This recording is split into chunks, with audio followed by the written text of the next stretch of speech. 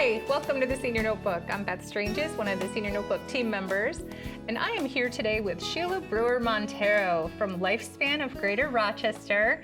Sheila is the SCAMS Prevention Coordinator, and we are going to talk about SCAMS today, especially SCAMS that are targeting our older adults. So welcome, Sheila. Thank you so much. Well, we're glad to have you here, and we know that there's so much going on with SCAMS in our communities. We hear about it all the time, you know, from banking institutions, from friends, from neighbors. And you're a really great asset to the community because you get out there and you share about SCAMS and what are the latest and greatest SCAMS that are impacting people in our community. So I'm hoping today that you would just take this opportunity to share a little bit about SCAMS that you're seeing that are impacting older adults or targeted specifically, you know, at our older adults, and then what we can do to kind of protect ourselves, protect our loved ones, and learn a little bit today. So I'll let you roll from there. Okay. I'm thinking the top 3 SCAMs that I've seen down here in the Southern Tier area are government impersonator scams. That's where the person on the phone is claiming to be from Social Security Administration or the Internal Revenue Service. They might be claiming to be from Medicaid or Medicare. Oh, wow. So imposter scams are a big deal right now, phone scams.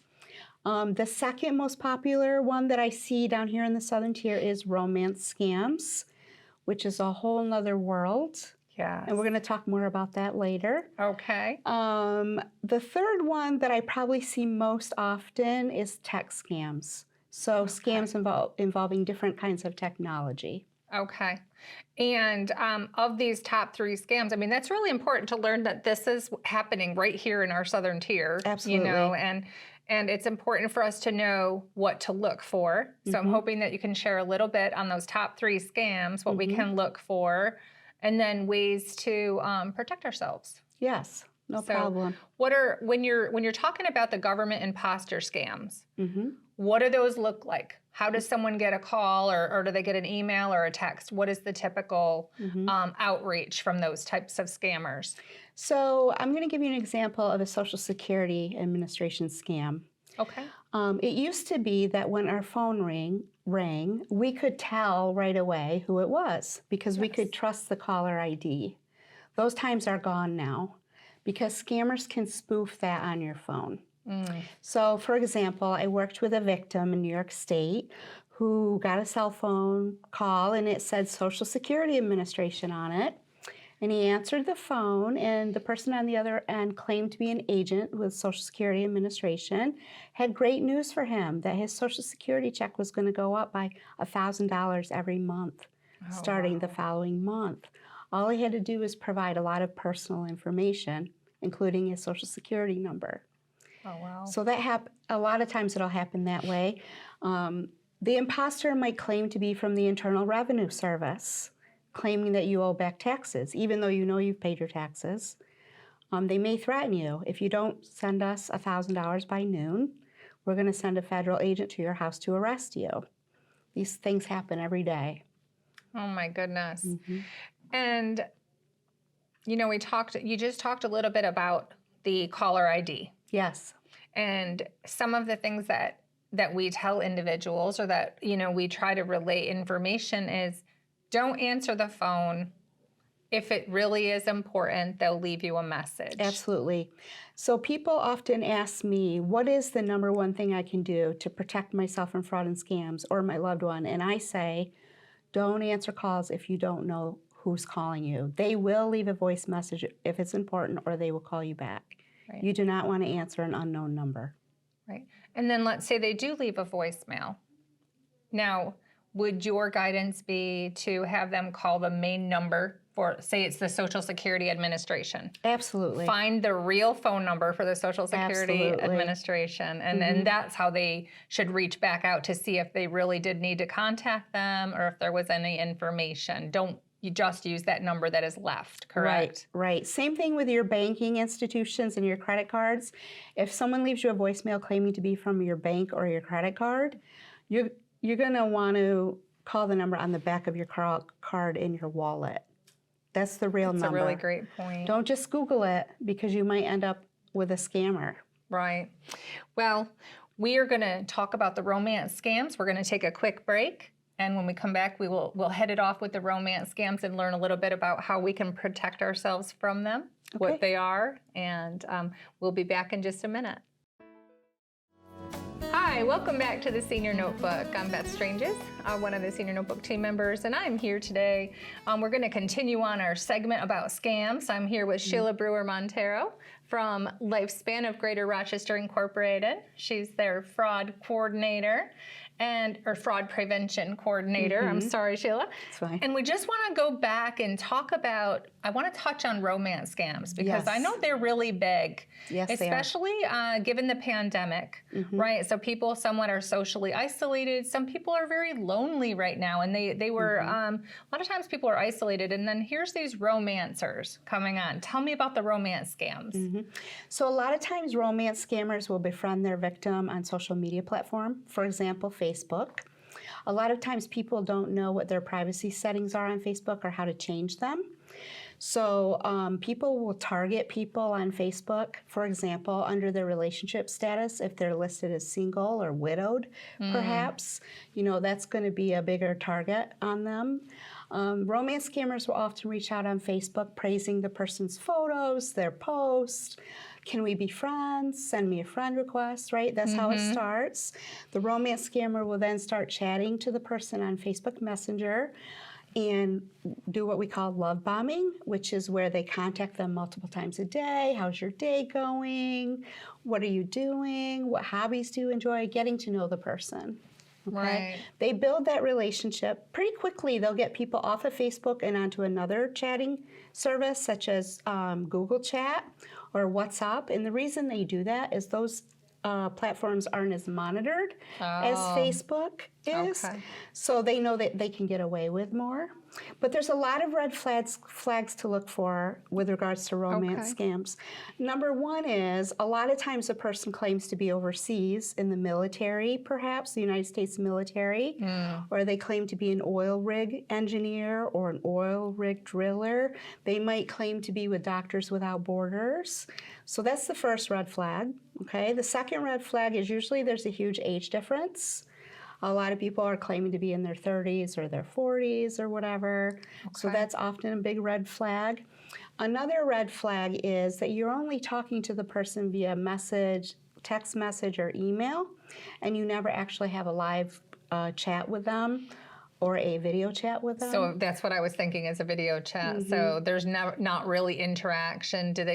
Do the scammers say it's because of their time zone difference? Is that something that's typically used? They have a lot of excuses. Yes, it's a time zone difference. My internet's not good here. You know, I can't talk to you because, you know, where I'm located as a United States military person, we're not allowed to do video chats. I mean, they come up with all kinds of excuses. Oh, geez. A lot of times the person will say, I would love to come visit you in the United States, but I just don't have the money right now. You know, and so that's how they start getting money. They hint that they need money to get here. Big red flag. And then how do they request that money is sent? I think that's a... So there's 5 basic ones that we look out for. Number one is gift cards. I've worked with a lot of people that have sent hundreds of thousands of dollars in gift cards to people overseas. Another one is cryptocurrency. Another one is cold hard cash. They want you to send it in the mail. Bank wires, and also just credit card information. Oh my goodness. So they will try to get those from the person. Yeah, and the individual that is falling victim to the scammer really feels that they have a bond with this person. I think that's why it's so hard, right? Yes, they have an emotional connection with this person, and they really believe it's a true relationship. Yeah. And I know that, you know, at times we are trying to continuously share information about scams, right? Like that's what we do. We want people to be aware in our communities so that they don't fall victim to the scams. But I know that there's new ones too that come up, and I just want to touch really quickly. Tell me about some of the tech-related or AI artificial intelligence related scams that can take place too with uses of technology. One of the biggest things we're seeing right now with artificial technology or artificial intelligence technology is voice cloning technology.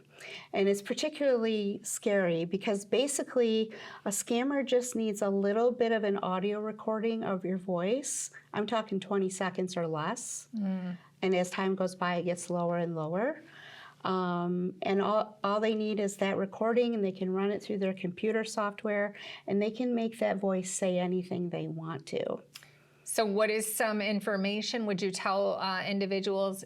Just hang up, don't speak, just get off the phone as soon as possible. If you realize that this is a scam or you think that it might be a scam, just hang up, don't even talk. Right, and it's difficult because if someone calls you and it sounds like your daughter, and your daughter's saying she has an emergency and she needs help, she needs money, it's going to be very difficult, but you're going to hang up that phone, and then you're going to call your real daughter's phone number, and chances are it wasn't her.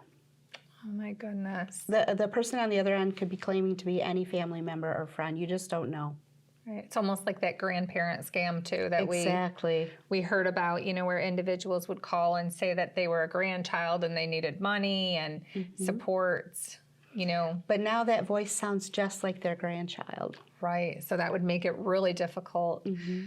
So Sheila, just tell me really quick, what can family members or caregivers do to support their loved ones who might not be so tech savvy, to really share with them the importance of not getting scammed? Making sure that you talked about some security things on the social media platforms. What should we do? Number one is really to educate the loved one not to answer the phone if they don't know who the caller is. Okay. Even if it's from a 607 area code, do not answer it. If it's important, they're going to leave a message. That's the number one thing. The number two thing is if the person is on social media, to do the privacy checkup on Facebook, which is really easy to do, and you can look up how to do that as well.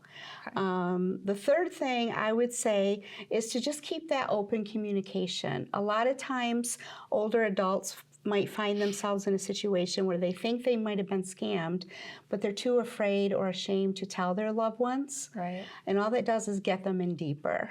So just to talk about these things. There is a company that we work with at Lifespan called EverSafe, and that is a monitoring service for people and their family members. Okay. Their website is eversafe.com. There is a monthly fee associated with that. But it might be worth it for people's peace of mind. They monitor all financial transactions across the board. Okay, just to make sure if they do feel like they've been scammed or could be scammed. That's a good way. And it's good for information for caregivers and for our loved ones to know about what is going on there with the scammers in this world. So exactly. I'd like to thank you for joining us today. My pleasure. And we will definitely have more conversations in other segments about scams, the latest and greatest, and ways we can protect ourselves. Thank you so much, Sheila. You're welcome. Thank you. Thank you, and have a great day.